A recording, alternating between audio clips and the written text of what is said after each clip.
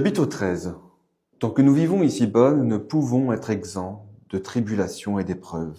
C'est pourquoi il est écrit au livre de Job, « La tentation est la vie de l'homme sur la terre ». Job 7.1.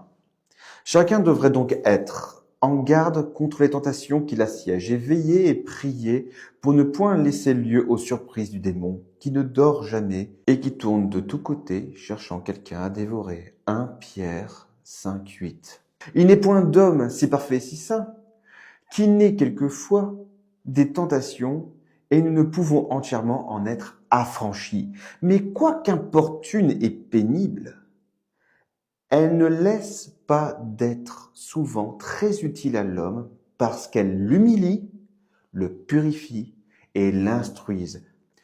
Tous les saints ont passé par beaucoup de tentations et de souffrances. Et c'est par cette voie qu'ils ont avancé. Mais ceux qui n'ont pu soutenir ces épreuves, Dieu les a réprouvés. Et ils ont défailli dans la voie du salut. Il n'y a point d'ordre si saint, ni de lieu si secret, où l'on ne trouve des peines et des tentations. L'homme, tant qu'il vit, n'est jamais entièrement à l'abri des tentations, car nous portons le germe en nous à cause de la concupiscence dans laquelle nous sommes nés. L'une succède à l'autre et nous aurons toujours quelque chose à souffrir parce que nous avons perdu le bien et la félicité primitive. Plusieurs cherchent à fuir pour ne point être tentés. Ils tombent dans des tentations plus dangereuses. Il ne suffit pas de fuir pour vaincre, mais la patience et la véritable humilité nous rendent plus forts que nos ennemis. Celui qui, sans arracher la racine du mal, évite seulement les occasions extérieures, avancera peu. Au contraire, les tentations reviennent à lui plus promptement et plus violentes.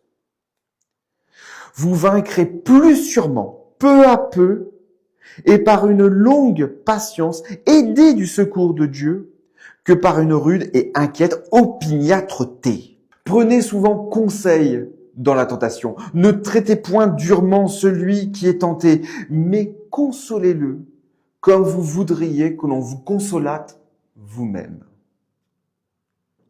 Le commencement de toute tentation est l'inconstance de l'esprit et peu de confiance en Dieu. Car comme un vaisseau sans gouvernail est poussé çà et là par les flots, ainsi l'homme faible et changeant qui abandonne ses résolutions est agité par des tentations diverses. Le feu éprouve le fer. Ecclésiaste 31:31. Et la tentation, l'homme juste. Nous ne savons souvent ce que nous pouvons, mais la tentation nous montre ce que nous sommes. Il faut veiller cependant, surtout au commencement de la tentation, car on triomphe beaucoup plus facilement de l'ennemi si on ne se laisse point pénétrer dans l'âme, et si on le repousse à l'instant même où il se présente pour entrer. C'est ce qui fait dire à un ancien, arrêtez le mal dès son origine, le remède vient trop tard, quand le mal s'est accru par de longs délais.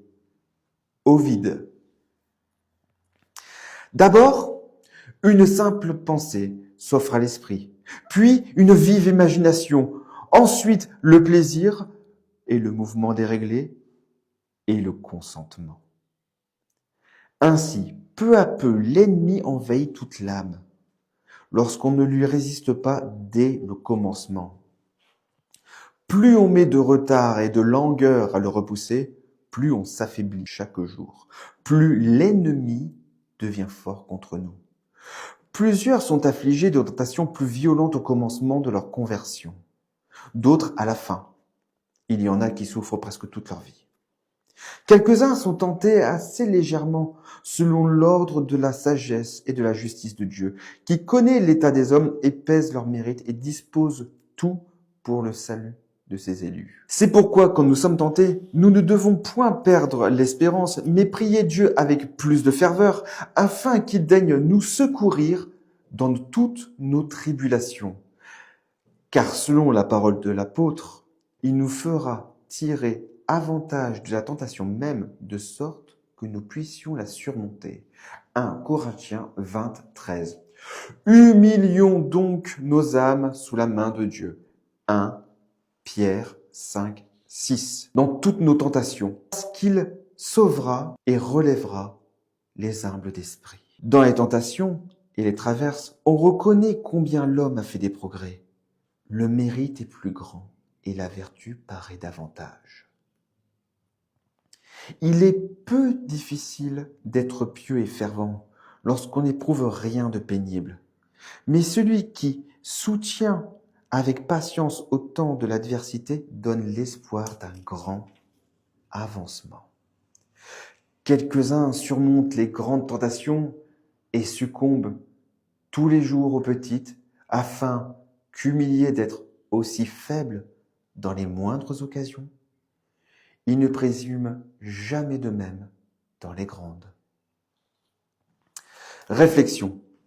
Nul homme n'est exempt de tentation. Elles nous purifient, nous éprouvent, nous instruisent, nous humilient.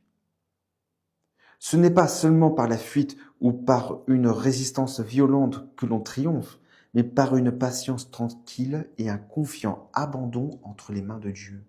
Veillons selon le précepte de Jésus-Christ. Veillons et prions. On surmonte aisément la tentation naissante, mais si on la laisse croître et se fortifier, on porte en succombant la peine de sa négligence ou de sa présomption. Voulez-vous réellement vaincre, repousser l'ennemi dès sa première attaque? Voulez-vous retirer du combat l'avantage en vue duquel Dieu permet que nous soyons tentés? Reconnaissez votre misère, votre faiblesse, votre impuissance et humiliez-vous de plus en plus. L'humilité est le fondement de notre sûreté, de notre paix et de toute perfection.